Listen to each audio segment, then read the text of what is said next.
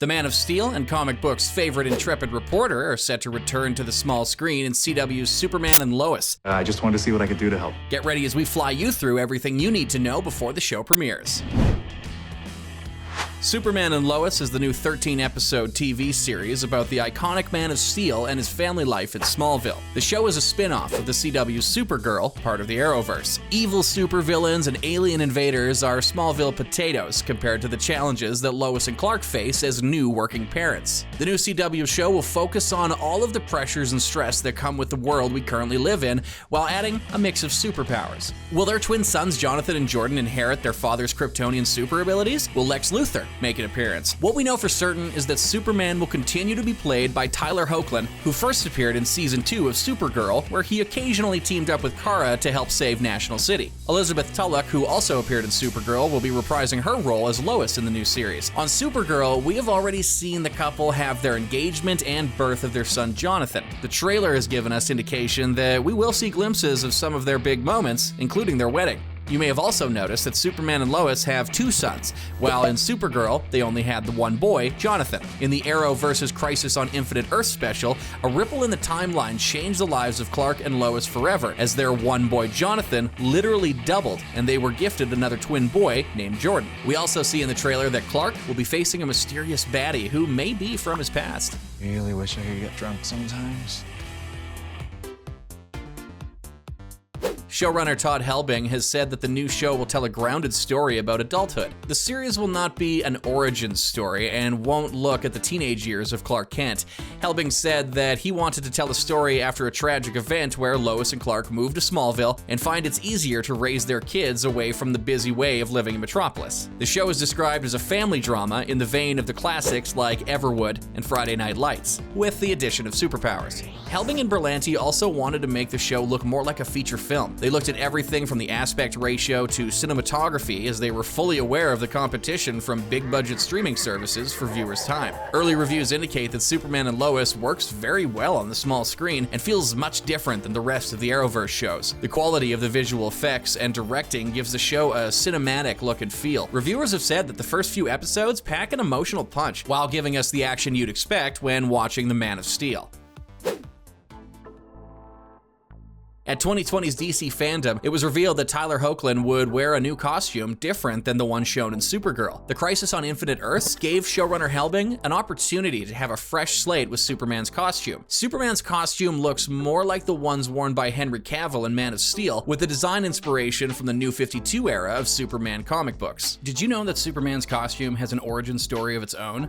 On Earth 1, Superman's costume was created by Martha Kent. After a fire in the Kent's attic, the Kents realized that Clark's baby blankets of Kryptonian fabric didn't burn. Over the years, Martha continually unravels the material to create the new costumes for Clark. The seatbelt from the Kryptonian rocket is turned into Superman's belt, and the upholstery from the compartment is used to create his boots. The origin story for Superman's costume on Earth 2 is quite different. On that Earth, Clark actually invented the fabric himself and created his own uniform. Here he took more of a Spider-Man approach to uniform making. In the New 52 era, the costume was actual Kryptonian battle armor that activates with the DNA of Superman. The Superman Reborn series has the Man of Steel wear both the battle armor and then reverting to the classic tights. And here you thought you had problems deciding what to wear in the morning. It seems Superman and Lois will be drawing heavily from the Superman Rebirth series, where the Man of Steel struggles to keep a low profile and raise a superpowered son. In those comics, Jonathan has superpowers just like his dad, and goes on a time travel mission with his grandfather where he ends up aging quickly upon his return. We aren't quite sure how and if the series will explain how Jonathan and Jordan have aged so quickly, or if much time has passed, since we've seen Lois and Clark in the Supergirl series, as they appear to be the same age. Clark would appear to be the same age, as Kryptonians age slowly. However, Lois is a human and should look older in the new series. We will have to wait and see if any of this will be addressed in the pilot. Only time will tell. Pun intended. Their son, Jonathan Kent, has his own history of DC Comics in recent years, as a member of the futuristic Legion of Superheroes and in the Super Sons team up with Robin. The recent Future State Comics Superman of Metropolis has Jonathan take his father's place as Superman. His twin Jordan is not mentioned in the comics and is an original character created for the show. If Jordan does not inherit the powers that his father and brother possibly inherits, then we may see Jordan struggle with belonging in his super family, and Lois have to help him deal with living a normal life in a family that is nothing short of normal. We may see Jordan resent his brother Jonathan, and we know that never ends well in comic books. The hustle and bustle of Metropolis will take a back seat as Clark returns to his hometown Smallville, bringing his family along to handle Kent's business. Clark will try to give his sons the same type of small-town upbringing his Earth parents, Jonathan and Martha Kent, gave him years ago. We may see some scenes later on in the season in Metropolis, but early indications are we will get a Smallville-centric show. Lois may not be living in Metropolis anymore, but that doesn't mean she won't be reporting on what's happening in Smallville. Superman will be fighting villains with his muscle and heat vision, and his wife will be having the same fight with the injustices she sees happening in small towns financially, which will be very timely for the world we're currently living in. Early indications are that Clark will reconnect with his first love, Lana Lang, when he returns to Smallville. It's been teased that we'll be seeing Lana in one of the most difficult moments in her life. Just don't expect there to be a love triangle with Clark, as Lana is one of Clark's best friends. They have a long history since kindergarten together, and we have a feeling that Clark will be helping her during this dark time of her life. Lana is married to Kyle Cushing, Smallville's fire chief. He's described as having seen his fair share of tragedy and is big on small-town life. He's said to not care much for the big city and clashes with anyone who comes from it. Sounds like he'll be clashing with Clark at some point this season. Lana and Kyle have a daughter named Sarah. The Kent sons will also be reacquainted with Sarah, who will keep the Kent boys on their toes. She's described to be rebellious in nature and will surely be questioning all of the super incidents that will be happening around Smallville after the boys arrive. Sarah is described as being whip smart, super cool, and having some demons in her past. Lois will also be reuniting with a loved one, General Samuel Lane, her father, who won't be happy that Clark tells the boys that he's superhuman. The general will look for Superman to eradicate villains on his orders. He's described as a no-nonsense general who is determined to keep America and the world protected from threats from Earth and beyond. In the comics, General Lane is regularly depicted as a ruthless military general who has a deep resentment for Superman. In CW's Supergirl, the general is shown to be anti-alien, viewing even Superman as a threat to the United States. Our guess is that their interactions will be very complicated, and Clark will have to balance between pushing away someone who's not only a general, but also a father-in-law. A familiar character from the Arrowverse will also be visiting Smallville at one point. Arrow's very own John Diggle may be introduced in Superman and Lois as John Stewart, the Green Lantern. CW's Arrow introduced John's estranged stepfather, General Roy Stewart, making it clear that John Diggle does come from the Stewart family line. In the Arrow season finale,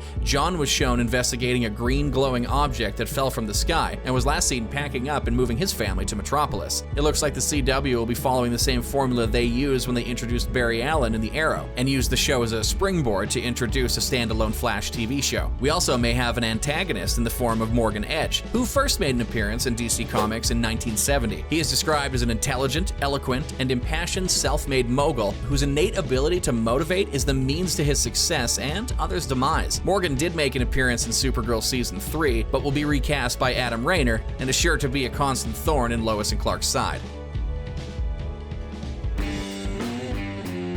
The trailer shows Superman come up against an armed villain who seems to be able to withstand a lot of firepower. Not much is known about the villain, and their identity has to be kept guarded, but we can tell that the villain is known as the Stranger, who is played by Wole Parks. We know that the Stranger's fight with Superman is personal. The villain's true identity will be revealed possibly throughout the course of the season. Jon Cryer's Lex Luthor has not been confirmed to appear as of yet in Superman and Lois, but that doesn't mean that he won't make an appearance at some point. It also doesn't mean that we necessarily see the Lex Luthor shown in Supergirl. It's possible that we may have one of the Lex Luthors from one of the other Earths in the multiverse who is behind the strange armor. Another theory is that perhaps Superman is fighting a version of himself. Calvin Ellis comes from Earth 23, and there might be a reason why he feels there's no longer a need for Superman to exist in Earth Prime. He may be there to get Clark out of the super business, as the Stranger is described as being hell-bent on proving to the world that it no longer needs a Superman. In DC lore, there isn't a villain named the Stranger. However, there is a character character in DC Dark named the Phantom Stranger, who has mystical powers and abilities. He's generally depicted as a fallen angel, and is generally a good guy who watches over and protects humanity from world-ending conflicts. He's known as a supernatural assistant to heroes, such as the Justice League, and may even be considered as an honorary member of the Justice League. Superman even stood up to the Phantom Stranger in issue 103 of Justice League of America, where he declared him as a member without qualification. However, the Phantom Stranger did leave before accepting, so it seems that it is possible that he fell to villainy and could be the identity of the Stranger in Superman and Lois. With Superman's villain list long and wide, our guesses are as good as yours. Brainiac, General Zod, Doomsday, Bizarro. Who do you think is the identity of the Stranger?